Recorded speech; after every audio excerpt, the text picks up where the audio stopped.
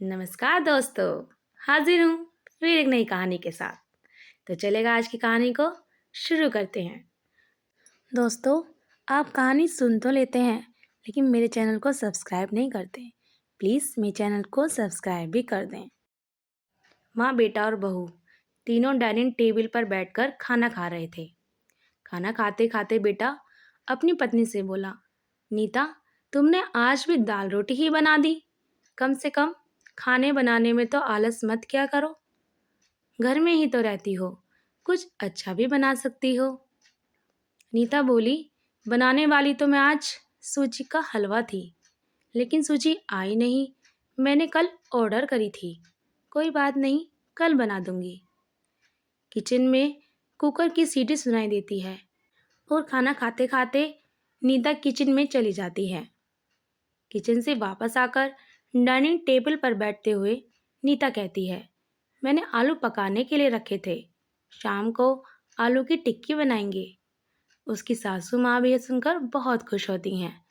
नितिन बीच में बोल पड़ता है, ये अच्छा है, दोनों बहुत मज़े करते हो, अपने पसंद की चीज़ें जो बनाकर खाते हो। तभी डोरबेल बजती है। सुनीता फिर से खाने की टेबल से उठकर दरवाज़ा खोलने चली जाती है। दरवाजे पर डिलीवरी बॉय सूजी लेकर आया होता है। पार्सल लेकर अनीता फिर से डाइनिंग टेबल पर खाना खाने बैठती है। तब माँ बेटे से कहती है कि तू दरवाज़ा खोल देता, बेचारी को खाना खाते समय भी सुकून नहीं है। बेटा कहता है, सॉरी माँ, मैं नहीं उठ सकता, मुझे ऑफिस जाने के लिए देर हो रही है। नितिन खाना खाकर ऑफिस की तैयारी करने के लिए अपने रूम में चला जाता है। कुछ ही सेकंडों बाद वो सुनीता को आवाज़ लगाता है, नीता, मेरी घड़ी नहीं मिल रही है, कहाँ है? नीता खाना खाते ही उसे बताती है, अलमारी के ड्रॉर में देखो। नितिन कहता है, नहीं मिल रही। नीता फिर एक बार खाने की टेबल से उठकर उसकी तरफ जाने ही वाली होती है कि सासू माँ उसे रोक लेती है और पहले खाना खाने के लिए कहती हैं। सासू माँ कहती है, बच्चा नहीं है, ढूंढ लेगा वह। थोड़ी देर बाद रूम से नितिन की आवाज़ आती है, मिल गई। डाइनिंग टेबल पर दोनों सास बहू एक दूसरे की तरफ देखकर मुस्कुराते हैं। अगले दिन सुबह सुबह नितिन अपने बेडरूम में कोई फाइल ढूंढ रहा होता है और उस फाइल को ढूंढने के चक्कर में उसने पूरा कमरा तहस नहस कर दिया होता है। नितिन बड़बड़ा रहा होता है, इस घर में कभी कोई चीज़ अपने ठिकाने पर मिलती ही नहीं है, हर चीज़ इधर की उधर करते रहते हैं। नीता अपने कमरे में आकर कमरे का बुरा हाल देखती है तो नितिन से पूछती है कि क्या कर रहे हो? नितिन कहता है, वह फाइल कहाँ है जो मैंने तुम्हें परसों दी थी? नीता तुरंत वह फाइल निकालकर नितिन के हाथों में थमा देती है और उससे कहती है कि एक बार मुझसे पूछ लिया होता, आपने पूरा कमरा फैला के रख दिया है। नितिन उल्टा नीता को ही डांट देता है और कहता, ठीक है, अगर पूरा कमरा फैला दिया है तो तुम्हें और काम भी क्या है? यही काम पूरा दिन करते रहते हो। कभी कभी लगता है मुझे हाउसवाइफ से शादी करनी ही नहीं चाहिए थी। इतना बोलकर नितिन ऑफिस के लिए निकल जाता है।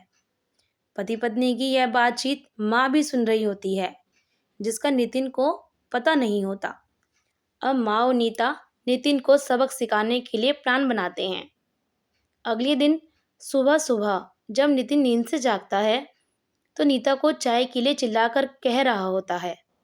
पास ही में सोफे पर बैठी माँ उससे कहती है, नीता नहीं है, वह अपनी माँ के घर गई है, कोई ज़रूरी काम था। नितिन फ़ोन निकालकर नीता को कॉल करने लगता है।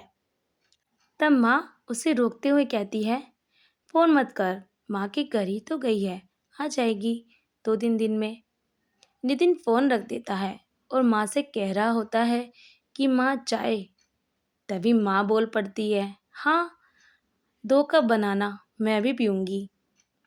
बेमन से नितिन किचन की तरफ जाने लगता है चाय बनाने के लिए। तब माँ फिर से खड़े होते हुए कहती है, अरे बेटा रुको। नितिन को लगता है कि माँ उसे रोककर चाय बनाने चली जाएंगी, लेकिन माँ कहती है, मेरी चाय में थोड़ी चीनी कम डालना। नितिन चाय बनाकर लाता है माँ और बेटा दोनों चाय पी रहे थे। तब माँ बोलती है, अच्छी बनाई है, लेकिन नीता जो चाय बनाती है उसमें तुलसी की कुछ पत्तियाँ डाल देती है। उसका स्वाद ही अलग होता है। बेटा कोई नहीं, अगली बार जब तू चाय बनाएगा तो ध्यान रखना। नितिन माँ की तरफ देखता ही रह जाता है। थोड़ी देर बाद नितिन माँ से कहता है, माँ आज खाने में मटर पनीर। माँ फिर से नितिन की बात काटते हुए कहती हैं, अरे वाह, आज मेरा बेटा मुझे मटर पनीर बनाकर खिलाएगा।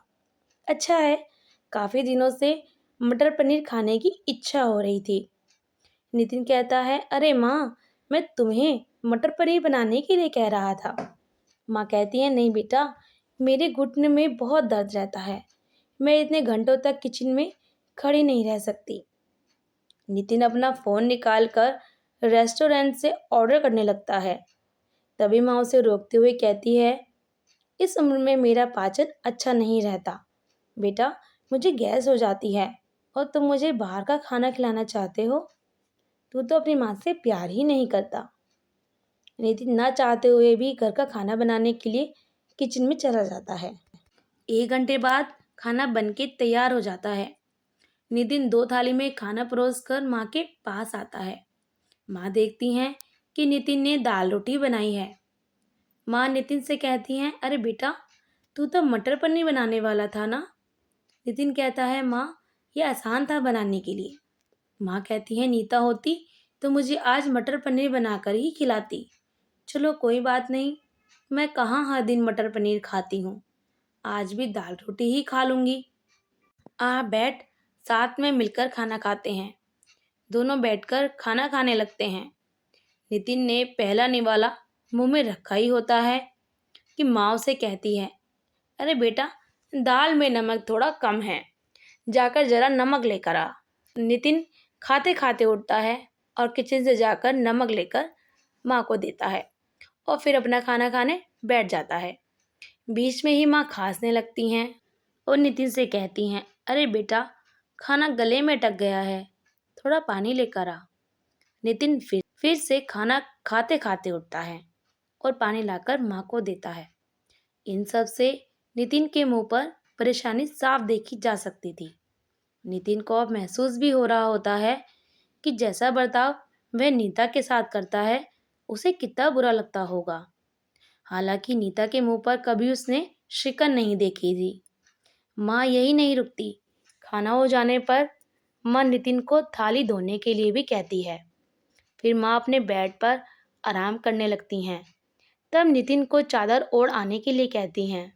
उसके बाद जब नितिन रूम से जा रहा था तब उसे रोककर एसी कम करने के लिए कहती हैं। इन सब कामों से नितिन परेशान हो जाता है, लेकिन कुछ बोल नहीं पाता। अगले दिन सवेरे सवेरे नितिन खाना बनाने के लिए सब्जियां काट रहा होता है, लेकिन उसका ध्यान सब्जियों पर नहीं होता। वह नीता के बारे में सोच रहा होता है और पछतावा कर रहा होता है कि वह कितना गलत था, कि हाउसवाइफ का काम आसान नहीं होता है। तभी बेख्याली में उसकी उंगली कट जाती है। उससे खून बहने लगता है और वह बेसिन में अपनी उंगली धोने के लिए चला जाता है। तभी नीता उसके पास आकर उसके हाथों में पट्टी बांधने लगती है।